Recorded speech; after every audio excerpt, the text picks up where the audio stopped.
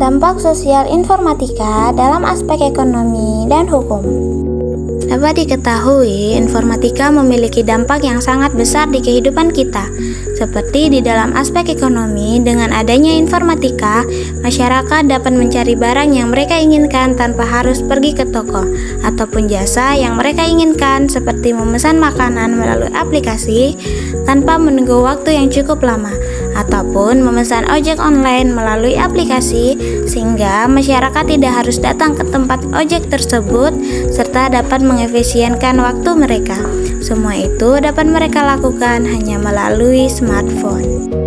Lalu, dengan kemajuan informatika, masyarakat dapat melakukan transaksi dengan sistem pembayaran non-tunai berbasis teknologi seperti e-wallet dan e-money.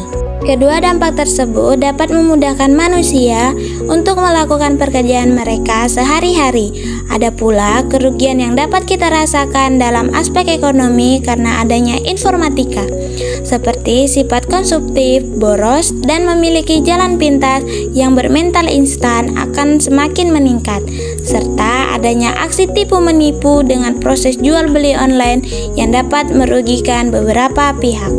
Dampak sosial dari informatika juga dapat mempengaruhi aspek hukum loh. Dampak positif yang dapat dilihat adalah dapat memperkuat penegakan hukum nasional dengan bekerja sama dengan hukum internasional.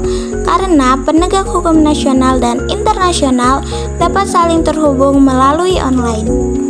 Kemudian, jika suatu permasalahan beredar di sosial media, maka hal tersebut akan membantu penegak hukum untuk membantu dan cepat tanggung jawab dalam menghadapi permasalahan di dalam masyarakat.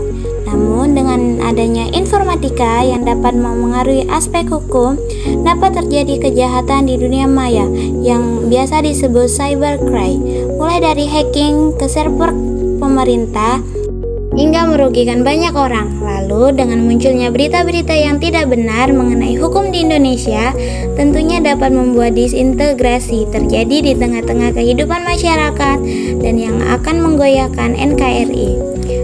Nah, sekarang sudah tahu kan dampak sosial informatika dalam aspek ekonomi dan hukum? Maka dari itu gunakanlah informatika dengan bijak. Thank you for watching.